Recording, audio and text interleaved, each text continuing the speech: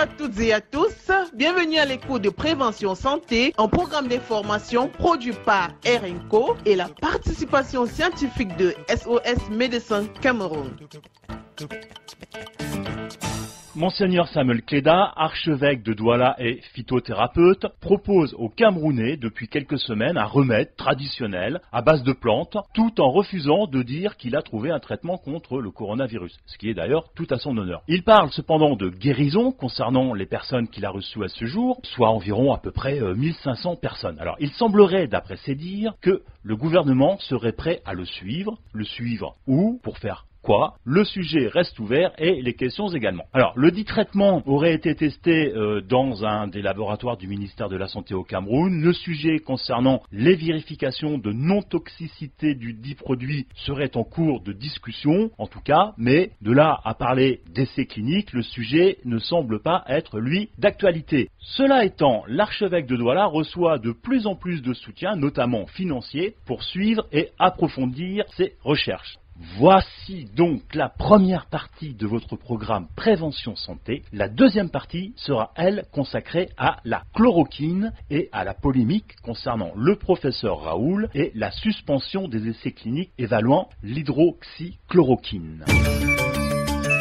Docteur Mbolo, en quoi le traitement administré aux personnes annoncées guéries du Covid par le traitement de Monseigneur Samuel Kleda peut-il servir la science en l'état actuel des choses? Le traitement proposé par Samuel Kleda fait partie de ce qu'on appelle les médicaments traditionnels. Ça veut dire que dans tous les cas, on suppose que ce médicament a effectivement une action sur le processus de guérison du coronavirus. Maintenant, il est important de savoir comment est-ce que cela fonctionne, sur quelle modalité l'utiliser, à savoir la dose, la sécurité thérapeutique et tout ce qui va avec. Et c'est à ce moment qu'intervient la science, le protocole, la démarche scientifique, à savoir prouver qu'effectivement le médicament a un effet avéré sur le traitement du coronavirus. Si l'on prend l'exemple, on va parler de la plante de l'artémisia pour parler du palu. Alors, comme le rappelle l'OMS, qui ne valide pas l'utilisation de l'artémisia, il faut le rappeler, pour soigner donc le palu, l'OMS déclare cependant, utilisé correctement en association avec d'autres antipaludiques, l'artémisinine a une efficacité de près de 95% pour guérir le paludisme et elle rend très improbable le développement d'une résistance du parasite. L'OMS qui rappelle également que les associations de médicaments comportant un dérivé de l'artémisinine est un autre antipaludique, alors les meilleures armes contre les parasites résistants. Je parle de cela pour vous demander, docteur, ne pourrait-on pas également envisager des trithérapies avec le Covid ou avec des plantes et des médicaments, on va dire, plus conventionnels? Est-ce que ça pourrait pas être à un moment donné un cocktail intéressant pour envisager de guérir le Covid? Peut-être ne faut-il pas, on va dire, jeter l'eau du bain avec le bébé.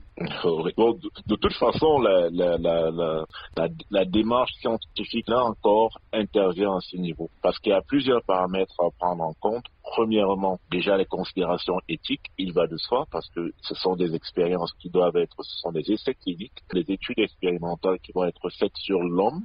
Et là, il faudra une certaine sécurité, il faudra une certaine éthique. Deuxièmement, il faudrait que les essais, la puissance statistique, la force de recommandation soit suffisamment forte, avec des données suffisamment probantes, ce qu'on appelle evidence-based medicine. Ce sont ces données qui vont permettre d'être suffisamment confortables pour pouvoir dire effectivement tel ou tel médicament a une action, telle ou telle combinaison également a cette même action. Maintenant, la question est de pouvoir combiner les effets des médicaments traditionnels améliorés avec la médecine dite conventionnelle ou moderne et pouvoir ressortir de tout cela le principe le plus efficace. La finalité étant que ce soit le patient qui gagne et que que le résultat soit obtenu. Dans le meilleur des cas, si des essais cliniques devaient être réalisés concernant donc le traitement de Monseigneur Samuel Kleda, dans combien de temps, à votre avis, pourrait-on voir ce médicament sur le marché? Je pourrais pas m'aventurer à donner un délai, mais déjà les études de toxicité et d'innocuité en moyenne mettent 12 à 18 mois. Ça peut mettre un peu plus en fonction du mécanisme d'action supposé ou attendu du médicament. Prévention santé, un programme d'information et de sensibilisation au service des populations. Nos objectifs: vous fournir une information fiable et nécessaire afin de mieux comprendre les enjeux sanitaires et leurs conséquences. Nous abordons ici les questions que vous vous posez et nous y répondons de façon concise et claire. Autorisé aux cas les plus graves de coronavirus en France depuis un décret du 26 mars 2020, la chloroquine, ou plutôt son dérivé, l'hydroxychloroquine, continue de diviser les médecins. Initié et soutenu en France par le professeur Didier Raoult, qui est, rappelons-le, infectiologue, directeur de l'Institut hospitalo-universitaire Méditerranée Infection à Marseille, la chloroquine suscite donc la méfiance d'autres professionnels de santé à cause de ses effets secondaires, cardiaques notamment graves, et du manque d'études menées par des patients permettant d'évaluer sa balance bénéfice-risque. Alors, comme le dit le professeur Raoult, foireuse ou pas cette dernière étude de la revue The Lancet, Dr Ambolo? Oui, le problème avec la chloroquine, c'est justement dans un texte où on a une maladie qui a la capacité de guérir toute seule. On ne sait pas si les guérisons sont effectivement associées à la chloroquine. On ne peut pas dire jusqu'ici, il y a beaucoup de controverses dans le milieu scientifique de se dire est-ce que sans la chloroquine, le traitement avec chloroquine versus sans chloroquine, on n'a pas vu tout à fait une différence notable. Bon, ben écoutez, au point où on en est, j'ai l'habitude de dire la fin justifie les moyens. Nous sommes dans une situation d'urgence sanitaire, que ce soit le produit de Monseigneur Cléda ou l'hydroxychloroquine, tant qu'il y a des effets bénéfiques, il faut étudier toutes les pistes. Il faut étudier toutes les pistes et pas les fermer. Hein. Le professeur Raoult déclare justement, comment voulez-vous qu'une étude faite avec des big data change ce que nous avons dit? Puisque d'après le professeur Raoult, la question est plutôt de savoir s'il existe une dérive des journaux de recherche médicale. Vu d'ici, docteur Ambolo, au Cameroun, quelle est votre analyse sur ce que dit le professeur Raoult? C'est une question qui est pertinente. C'est une question qui est pertinente quand on sait qu'il y a parfois un conflit d'intérêts entre les laboratoires, certains journaux scientifiques et voilà, il y a le conflit d'intérêts, ça, c'est des choses, des considérations inévitables en recherche. Mais je pense que si vous voulez mon point de vue, nous ici en Afrique, on gagnerait à idée des pistes qui sont les nôtres. Et pourquoi pas les promouvoir? Il y a peut-être 5000 articles sur le coronavirus actuellement. Il est temps que des revues et des publications africaines soient aussi mises en avant dans ce sens, avec nos produits locaux. Alors justement, c'est un petit peu la question que je voulais vous poser. L'OMS a pris la décision le 25 mai de suspendre donc les essais cliniques évaluant l'hydroxychloroquine.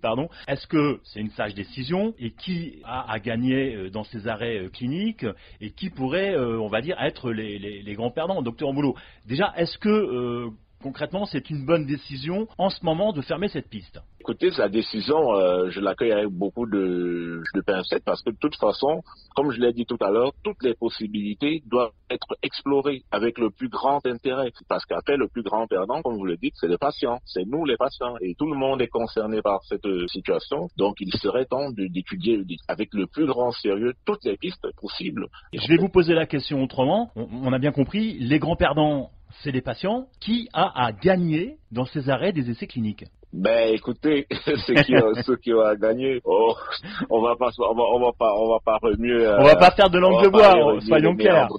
Soyons clairs. De la terre pour voilà. Ouais, ben, de toute façon, je pense que les intérêts sont multiples, les intérêts sont croisés et puis il n'y a pas tout à fait un perdant ou un gagnant dans cette histoire. C'est pas une considération binaire en fait. Je pense que il y a beaucoup de nuances de gris dans tout cela.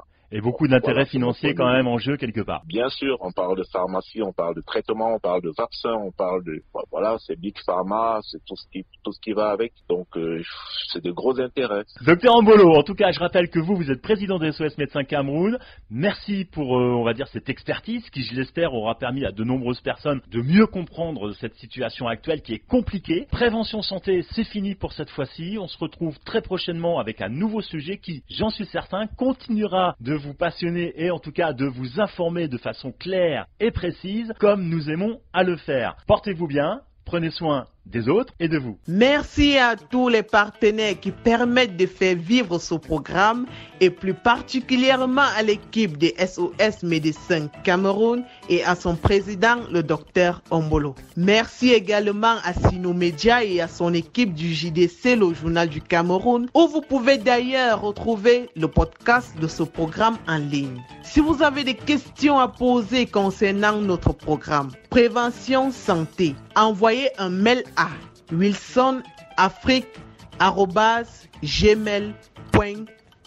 et nous répondrons à vos questions dans cette émission.